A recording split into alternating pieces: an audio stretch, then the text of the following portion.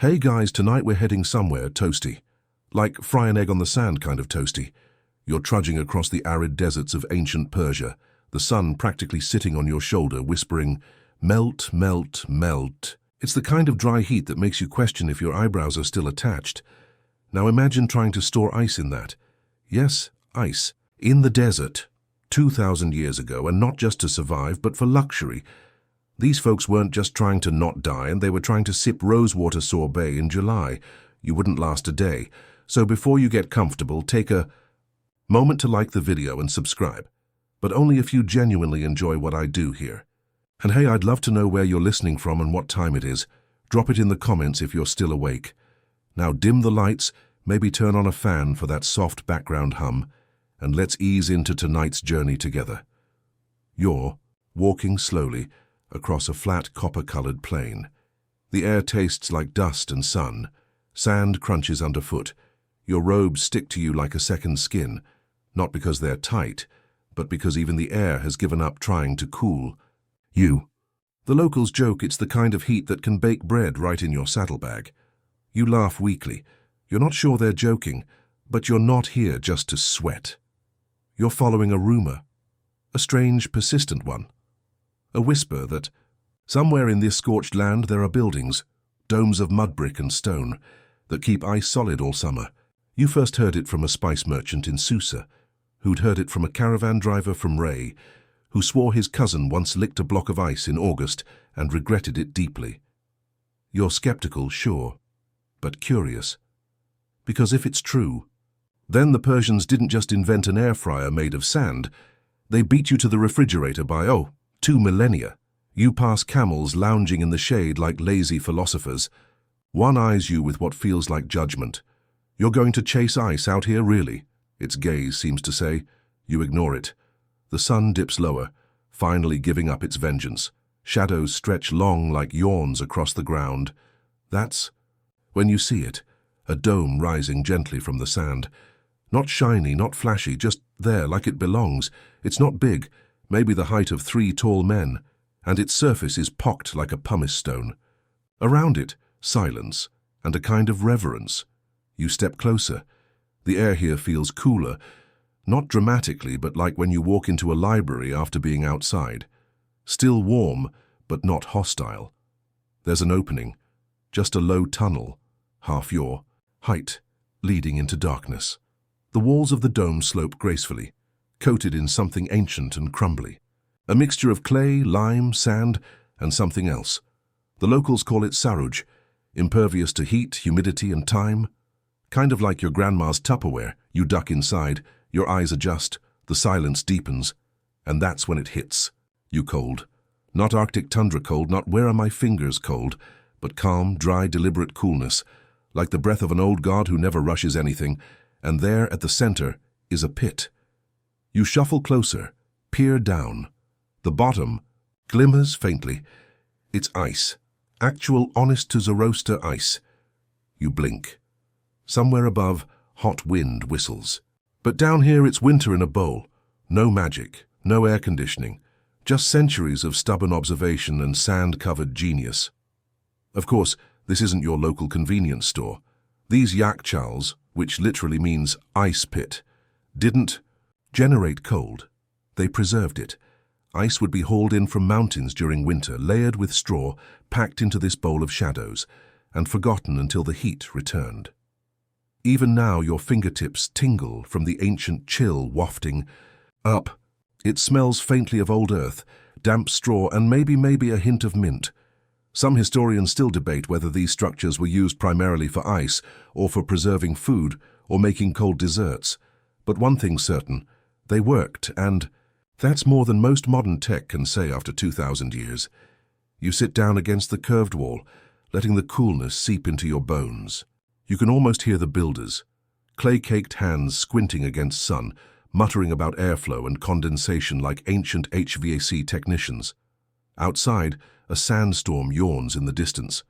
In here, you close your eyes and imagine biting into ice in the middle of July, just as your ancestors did. And like them, you smile, because maybe, just maybe, surviving the desert isn't about fighting the heat. Maybe it's about learning how to tame it. And with that thought, you rest, your head against the wall, and drift. Your journey is just beginning. You open your eyes in the cool darkness of the Yakchal. The air around you is so still, you can hear your own breath echo faintly off the ancient walls. This space, a cold storage dome with no wires, no electricity, no humming machinery, runs silently, like it's powered by patience instead of power. You stretch, stand, and walk around the edge of the ice pit. A man appears, dressed in a long white robe dusted with sand, his head wrapped in a carefully tied turban. He looks like he stepped out of a faded manuscript, the kind you maybe skimmed in high school and instantly forgot.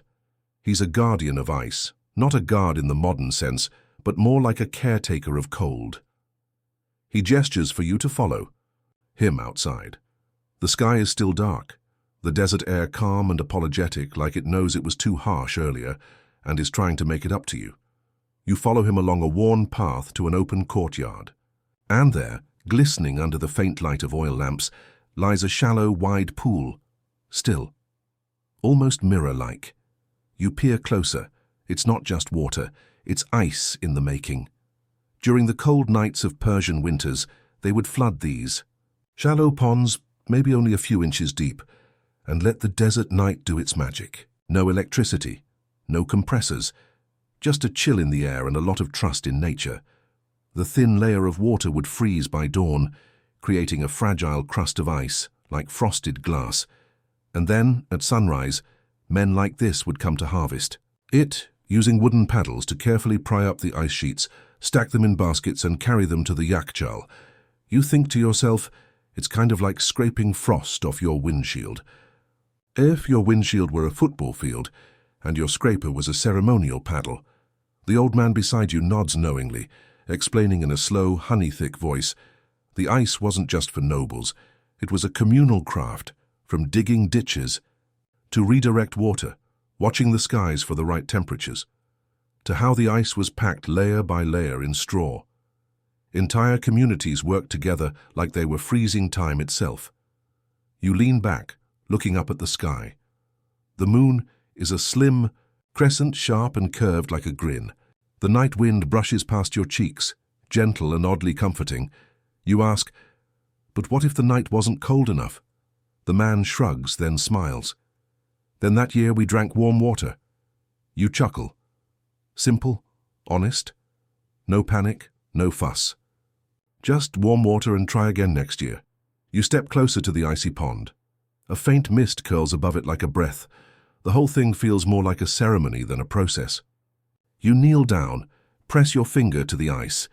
It's smooth, cold and fragile like the surface of a memory. Historians still debate whether this method of ice making originated solely in Persia or was also used in neighboring civilizations. Some suggest ancient Chinese records mention something similar, but rarely with this scale or ingenuity.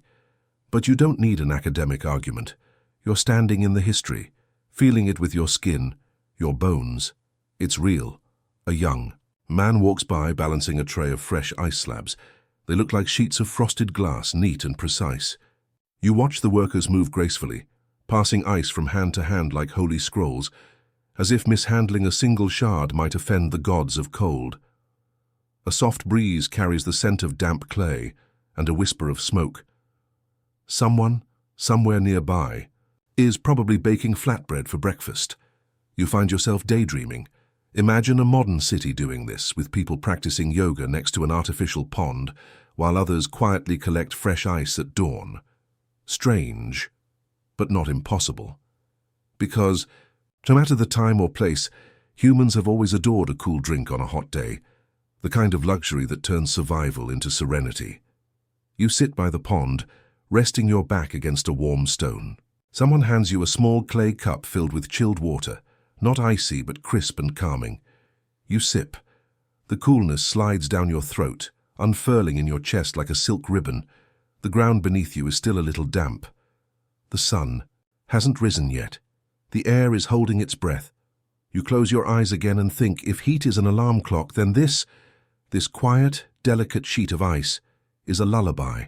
And just like that, you drift off again, into the hush of ancient, cold You wake to the sound of soft sweeping, a rhythmic brush of straw against packed earth. It's morning now, though the sun hasn't fully committed to rising. The sky is a pale smear of lavender and grey, and the courtyard where the ice pond once glistened now looks like a stage after the show. Empty, quiet, and a little damp. You stretch, bones popping gently, and watch as a pair of workers finish clearing the last slivers of ice from the pond. The rest has already been packed away, hidden deep in the yachtul's belly, waiting to chill someone's drink in the heat of July. Your guide, the white-robed caretaker, returns with a smile and a soft grunt of greeting. He nods for you to follow him again, this time down a narrow dirt path between rows of low, rounded walls. At first it seems like a quiet garden, but as you walk you notice something strange. The air shifts. It cools. Subtly. Not just from shade. There's a breeze, but it doesn't make sense. There's no wind. You glance upward and spot it, a tall, narrow tower rising from the roof of a nearby structure. It's not decorative. It's a badger, a wind catcher, like an ancient periscope for air. This is where things get spooky in the smartest way possible. The badger is a feat of engineering that's so clever it almost feels smug. Tall towers, open on multiple sides, designed to catch the slightest breeze and redirect it downward into the building below. Inside, air flows over pools of water or along cool stone floors, dropping in temperature before drifting through the living spaces. You step inside one of these homes, not a palace, just a simple dwelling, and immediately, the difference hits you. It's not cold, but it's calm, the kind of cool that makes your skin stop complaining. Like walking into an old bookstore with thick walls in the middle of summer. You sit on a low bench while your host pours you a cup of mint tea. The tea's warm, but the cup isn't hot to the touch. It's been cooled by the room itself. No fans, no freon, just physics, sunshine, and a deep understanding of how to coax comfort from the unforgiving air. And here's the kicker. The badger doesn't just pull in cool air. It also works in reverse, pushing out hot air through pressure differentials. It's like an ancient, passive air conditioner, and it runs on wind and good vibes. Some historians are still debating how exactly these systems were designed to interact with underground water channels, the qanats, to cool air further. There are even records of rooms with wet walls and high ceilings to enhance evaporation, like natural swamp coolers. The Persians really said, "We see your global warming and raise you a 3,000-year-old solution." Your guide chuckles when you point to the tower. That, he says, is the nose of the house. You smile. Makes sense. Every home needs to breathe. You look around and notice something else. The buildings are thick-walled, made of adobe and mud brick, insulated by centuries of tradition. Doorways are low, ceilings high, and windows small and strategically placed. Everything about the design whispers, shh, conserve the cool. Even the layout of the town is intentional. Streets are narrow and shaded, oriented to take advantage of the prevailing winds. It's like the entire village was built to nap in. You imagine trying to explain central air to these people, compressors, thermostats, electric bills. They'd squint at you and say, "But why?" And you wouldn't have an answer. Not a good one anyway. You take another sip of tea. In the corner, a child naps under a thin linen curtain that flutters gently with the breeze, caught and guided by the badger above. This isn't just architecture. It's atmosphere, built not only for function but for feeling, the kind that tells your body, hey, relax, you're safe here. You step back outside into the warm morning light. The sun's climbing now, but the breeze from the badger follows you for a few steps, like it doesn't want you to go. You pause, look back up at the tower.